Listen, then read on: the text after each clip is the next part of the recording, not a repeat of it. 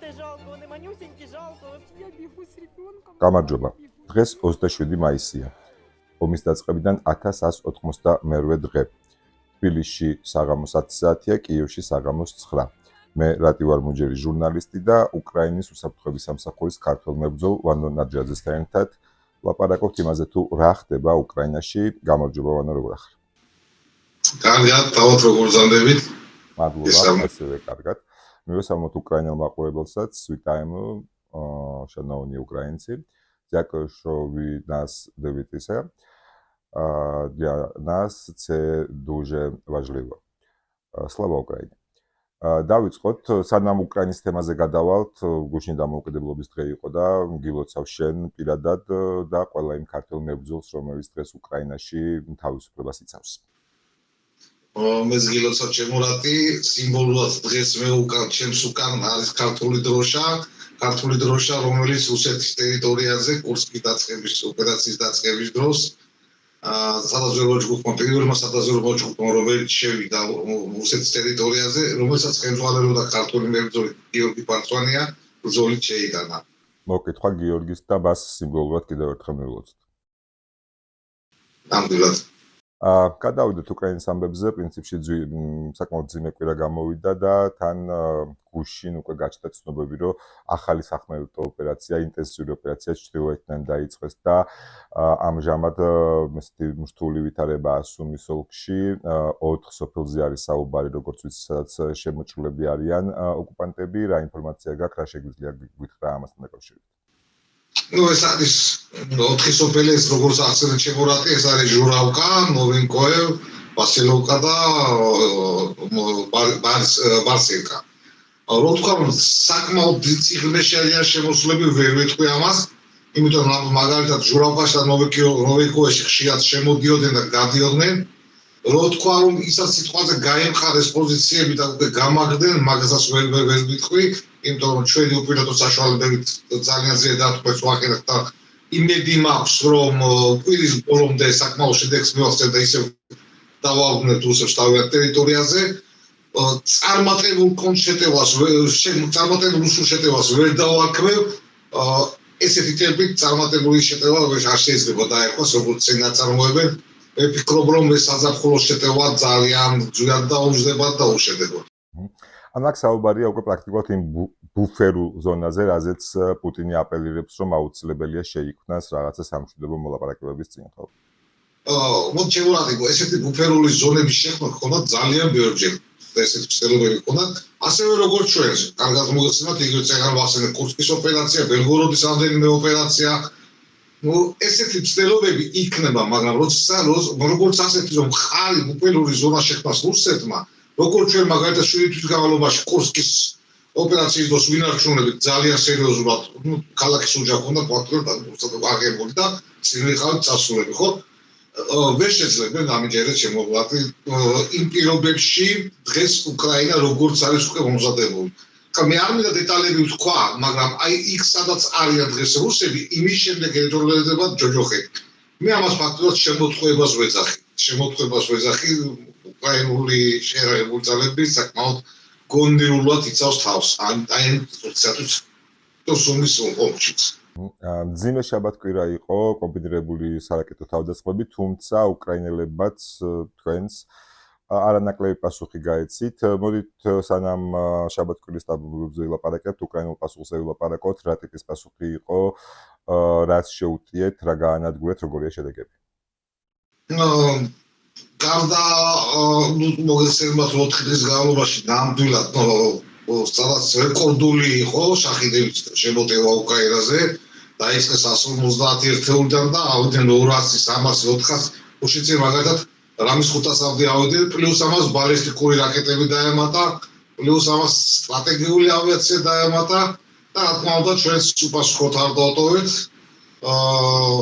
ყველაზე სერიოზული შედეგად ჩავთვლი მაგალითად გუშინის შედეგი, ეს არის ელაბუსი, ქალაქი ელაბუსი, სადაც თვითონ ეს შახიდები გარენ 2, როგორც თვითონ ესენი ეძახიან რუსები, გარან 2 უბრალოდ ეძახიან რუსები ამზადდება ეს საწარმოო ქარხანა, ეს არის ქალაქი ელაბუსი, თათარისტანის ოლქში.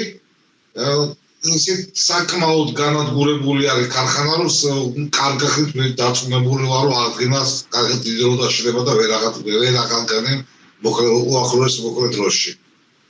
პლუს ამას აეროდრომებზე დარტყმა ეს ერთ-ერთი კუბინკა მოსკოვის ოლქში ასე ვთქვათ პუტინისთვის ძალიან მნიშვნელოვანი აეროდრომი, ძალიან აეროდრომსაც საკმაოდ დარტყმები მივაყენეთ აგრეთვე ლიპეცკში მივაყენეთ აგრეთ წოდებული აკუმულატორების ქარხანას, სადაც რაკეტა კინჟალების მზადდება აკუმულატორები, იმასაც საკმაოდ დიდი დარტყმები მივაყენეთ, ასე რომ ვწვდებით და ეს დარტყმები რა თქმა უნდა ჩვენი მხრიდან გამეორდება ძალიან ხშირად.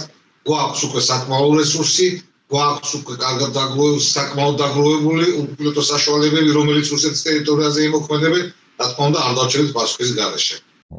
შენ რეკორდულ შეხედებზე ელაპარაკობდი და მე ხარაც დავთვალე ეს ღია წყაროებში შაბათი კვირა ორ შაბათის მხოლოდ 3 დღის მონაცემები, ესე იგი იყო 710 შეჰიდი, 54 ფრთოსანი სხვადასხვა კლასის 54 ფრთოსანი რაკეტა და 9 ბალისტიკური. აქედან დაახლოებით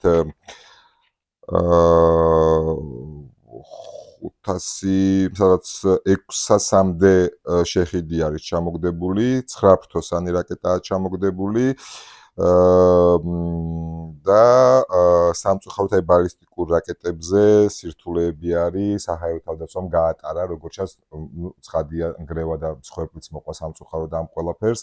აი ესეთი იყო, ასე ვთქვათ, ღია წყაროებში ინფორმაციებიც დაიდო ყოველ შემთხვევაში რუსული თავდასხმის შესახებ, ეს იყო აი ამ შაბათ-კვირა ორ შაბათის და მე ამას მოყვა ეს ვთქვათ ეს სახმელეთო, თუ რაზეც უკვე ვილაპარაკეთ და იმედია იმ 4 სოფლიდანაც მალე გავლენ და ვერ შეიქმნება ეს ბუფერული ზონა.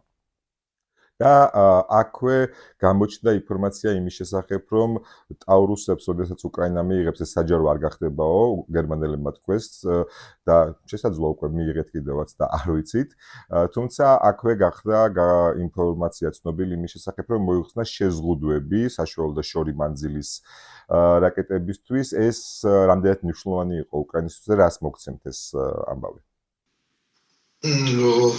მაგალითად ეხლა რუსეთს ჩვენ აეროდრომებზე შეტევა მიგვაქვს რუსეთის ტერიტორიაზე, მე ამბობ ევროპულ ნაწილს აეროდრომებზე, სადაც ტაქტიკური ავიაცია აქვს განლაგებული და რა თქმა უნდა სტრატეგიურიც. ისინი ასრულებენ მაგალითად აეროდრომიდან თავიანთი საფრენიანი თვითმფრინავების აერში აწევას და ისეთ ზიანს ვერ ვაყენებთ, რასაც ქვია. ელემენტარულად ამისთვის ჩვენ როგორ იქნება მაგალითად ისეთი რაკეტები, როგორც მოქმედების საშუალება მოგვეცემა, როგორც მაგალითად ტაურუსები, შტორმშედოვი, იგივე ნეპტუნი 2-ის გამოვიხენებ, ძელ ნეპტუნს ეგრეთ წოდებულს, უკვე სხვა შედეგი დადგება, რა თქმა უნდა, მასაც აქვს საშუალება, ხო? უბრალოდ შეზღუდვა გაქვთ. უბრალოდ შეზღუდვა გაქვთ, თორემ ტაურუს და მაგალითად შტორმშედოვს 250 კილომეტრის მანძილზე შეუძლია ევროპულ ნაწილზე, მაგ რა თქმა უნდა, საუბარი რუსეთის სტრატეგიულ ობიექტებს რომ მივაყენოთ დარტყმა და ისეთ ჩამონათვალე საკმაოდ ბევრია, სამიზნეები საკმაოდ ბევრია და ტაურუსის შემთხვევაში უკვე ამას გავავმახვილებ ყურადღებას ტაურუსი ეს მაგალტექნოლოგიური რაკეტა, რომელსაც წინაღობების ავლა შეუძლია. ჰაერსაწინააღმდეგო თავდაცვის რადიოლოკაციური კომპლექსების ავლა შეუძლია და ისე შეუძლია მიზანს მიაღწიოს. რუსეთის ჰაერსაწინააღმდეგო თავდაცვას მათ ძალიან გაუჭირდება მაგალითად ტაურუსის ჩამოგდება. უპირველეს ყოვლისა მიფრინავს დაბალ სიმაღლეზე და მეორეც რაკეტა, რომელსაც ძალიან მაგალ ტექნოლოგიურად და შეუძლია წინაღობების გვერდით ავლა და სამიზნეზე მიიწევა. ეს იქნება ძალიან მნიშვნელოვანი. ეს სასიამოვნო მოსასმენია და ანუ ჩვენ შეგვიძლია ჩავთვალოთ და ჩვენ შეგვიძლია ველოდოთ, რომ უკვე უკრაინული მხრიდანაც იქნება კომბინირებული საჰაერო თავდასხმები და მხოლოდ როგორც შეეძახეთ ჩიტების იმედზე აღარ ვიქნებით. მოდი ჩიტების იმედზე რა თქმა უნდა აღარ ვიქნებით, ჩიტებთან ერთად იქნება უკვე კომბინირებული დარტყმა იქნება. ჩიტები რა თქმა უნდა ისევ ძალიან დიდ მნიშვნელოვან როლს შეასრულებენ ამ კომბინირებულ დარტყმებში. ხრელების აღმოჩენაში, გადატვირთვაში ჰაერსაწინააღმდეგო კომპლექსების ეს ძალიან მნიშვნელოვანია და ძალიან მნიშვნელოვან როლს შეასრულებენ რა თქმა უნდა ჩვენი დრონები. ისეთი დრონები როგორც არის ბაბი-2, რომელიც შიშის ასებს უკვე ეს დრონები რუსეთის ჰაერსაწინააღმდეგო თავდაცვას, რა თქმა უნდა კომბინირებული დარტყმების დროს უკვე სხვა შედეგი გვექნება, სხვა რეზულტატი დავდებთ აუცილებლად.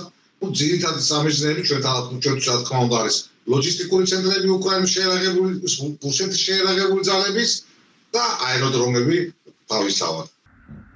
მე კარგად ვიცნობ პუტინს, მას რაღაც დაემართა, ის გაგიჟდა, უდანაშაულო ადამიანებს უმიზეზოდ ხოცავს, აქ არ არის ლაპარაკი მხოლოდ ჯარისკაცებზე, ეს არის ტრამპის განცხადება, ასე ვთქვათ და აი ამ შაბათ-კვირის დაბომბვებს ეს განცხადება მოყვა, თუმცა სამწუხაროდ ისევ განცხადებების რეჟიმში ვჩებით, ხო, ჯერ ვერ ვხედავთ რაღაცა კონკრეტულ მოქმედებას ამერიკის შეერთებული შტატების მხრიდან, ეს სამწუხაროდ, თუმცა რიტორიკაში აი ეს რაღაცა სიხისტის შემოტანაც შეიძლება მნიშვნელოვანი იყოს. გარდა ამისა, შეიძლება თუ არა ჩავთვალოთ აი ეს შეზღუდვის მოხსნა გარკვეულ ნაბიჯად უკრაინის ხარდასაჭირად გადადგმულ ნაბიჯად, რომ აი ეს შეზღუდვები როგორც იქნა მოიხსნა აი ამ შორმანძილის მოქმედების რაკეტებში. რა თქმა უნდა, მე ამას დავაკვირდი უკვე იმ რიტორიკის შემდეგ, უკვე პირველ ნაბიჯს, უკვე შედეგს დავაკვირდი.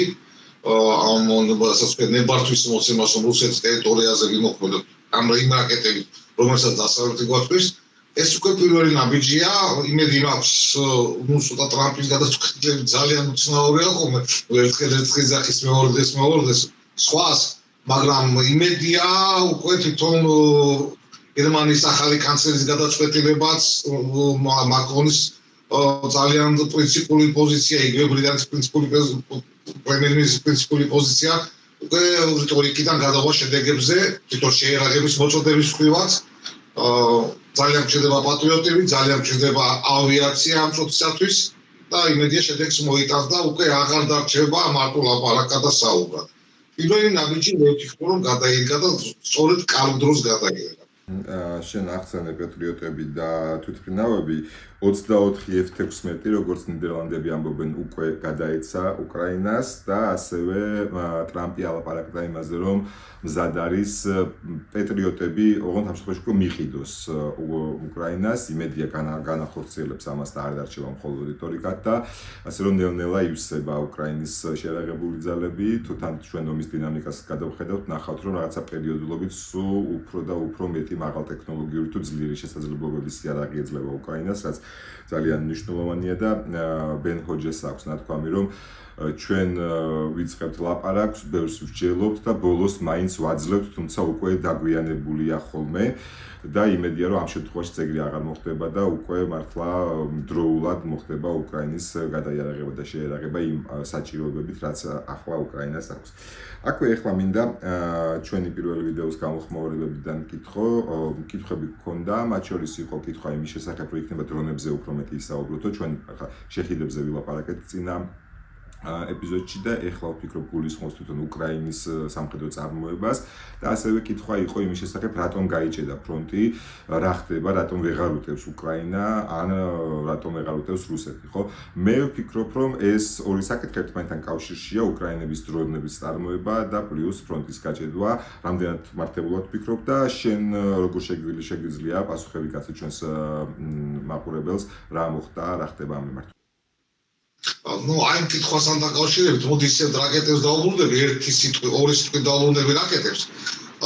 ჩვენ ლაპარაკობთ იმ წუთში, მაგალითად შედოვრებზე, სკალპებზე, ტაურუსებზე, მე მინდა გავამახვილო ყურადღება კიდე უკრაინულ წარმოების რაკეტებზე, რომელიც უკვე ძალიან მალე, ნუ ერთ-ერთი გასაიდუმლოებული ბალისტიკური რაკეტაზეა საუბარი, არის სახელწოდებით ბარსი, ძალიან გასაიდუმლოებული. ამის გარდა უკრაინას აქვს უკვე თავის წარმოების გრძელი ნეპტუნი, რომელსაც 400 და პლუს 400 კილომეტრის მანძილი აქვს.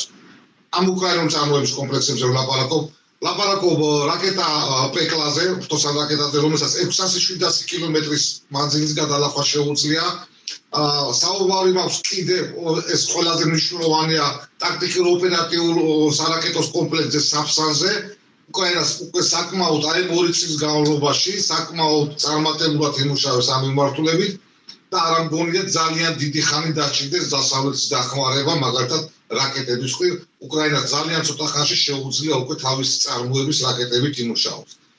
რაც შეეხება დრონების ტექნოლოგიას, ჩვენ წერაც ახსენე ესეთი დრონი ბაბი 2, სახელწოდებით ბაბი 2, რომელსაც 1000 კილომეტრის 1000-1200 კილომეტრის მანძილის გადალახვა შეუძლია. ელემენტარულად წეღან-ვახსენით ელაგუსით ტატარისტანში ძალიან საკმაოდ შორია უკრაინიდან, წარმატებით გადალახა და წარმატებით მიაღწიეს ამ ბიზნესს. ამის გარდა ეხლა ვახსენე უკრაინის წარმოებული დრონი რაკეტა პალენიცია, რომელიც აგრეთვე 600-700 კილომეტრის ძალიან კარგად გადალახვა შეუძლია. რაც შეეხება ფრონტს. ფრონტის ხაზი ფაქტიურად მაგალითად პაკროვსკის მიმართულებით ავიღოთ, კონსტანტინოვკის მიმართულებით ავიღოთ, გაგინა, რასაც ქვია უპილოტო საშუალებები, საუბარი მაქვს დრონებზე. ფრონტის ხაზს ფაქტიურად ჩამოკიდებული ელემენტარულად ახსნე, ხო, აი მავიკია ჩამოკიდებული, სადაზვერო მავიკი, რომელიც რაღაც 10-15 კილომეტრის რადიუსში სიტყვაზე ვამბობ, ეს დრონი აკონტროლებს სივრცეს გადაადგილებებს და ასე შემდეგ. სამიზნეს ხედავს უკვე ოპტიკურ ბოჭკოვანი მართვადი FPV დრონები ფრინდება, სამიზნეს უსვათ ანადგურებენ. ლოჯისტიკურ გზებს დრონები აკონტროლებენ. ამიტომ ვერ ჩვენ მივიცეთ, ჩვენ ისედაც თავდაცვის აქტიურ რეჟიმში ვართ გადასვლელი, მაგრამ რუსებიც ვეღარ მოდიან წინ. პრაქტიკულად ამ დრონებმა და უპილოტო საშუალებებმა ფრონტის ხაზი გაყინა. წარმოიდგინე რომ ბოლო 1 წლის განმავლობაში რუსეთის შეერაღებულ ძალებს AMG ძალას და AMAS-ას მხოლოდ 1% აქვს დაპყრობილი უკრაინის ტერიტორიის. მეტ მიზანს ვერ მიაღწიეს. უპილოტო საშუალებების და დრონების დამსახურება, ალბათ გეხსოვება ისეთი პერიოდის ჰქონდა ჩვენ რომ მაგალითად ჭურვების დეფიციტს განვიცდით, აქაც დრონებმა შეავსო ეს დანაკლისი და ეს დეფიციტი და ხმამაღლა შემიძლია თქვა რომ დღესდღეობით უკრაინა ტექნოლოგიურად რუსეთის შეერაღებულ ძალებზე უპილოტო საშუალებებით არის წინ, იმიტომ რომ ჩვენ უკვე აქტიურად ვიყენებთ ხელოვნურ ინტელექტს, მექანიკურ თვალს და ასე შემდეგ. ანუ ჩვენ შეგვიძლია ვთქვათ, რომ გარკვეულმა ტექნოლოგიურმა გადატრიალებამ გაყინა ფრონტი, იქიდან გამომდინარე, რომ უკვე დრონების მეშვეობით გახდა შესაძლებელი, რომ ნებისმიერი გადაადგილება იყოს შემჩნეული ლაივ რეჟიმში და მერე რეაგირება ხდება. შესაბამისად, აი ჩვენ როცა ვხედავთ რაღაცა გადახურული გზები რო არის ხოლმე, ალბათ ამის დამსახურებაა. და აქედან გამომდინარე, ალბათ ვივარაუდოთ კიდევ რაიმე ესეთი ტექნოლოგიური ბუმი უნდა მოხდეს იმისთვის, რომ რაღაცა რეალურად შეიცვალოს ფრონტის ხაზზე და არ იყოს აი ეს რაღაცა სტაგნაციის პერიოდი, ხო? მოდი ესე ვიტყოდი ჩემო რატი, 2014 წლიდან აკავალ კარგად იცი, მაგრამ 2014 წლიდან 2022 წლამდე ეს ომი განსხვავდებოდა 2022 წლის ომთან. დღეს მაგალითად 2022 წლის ომი 2025 წლის ომთან საერთოდ განსხვავებული არის.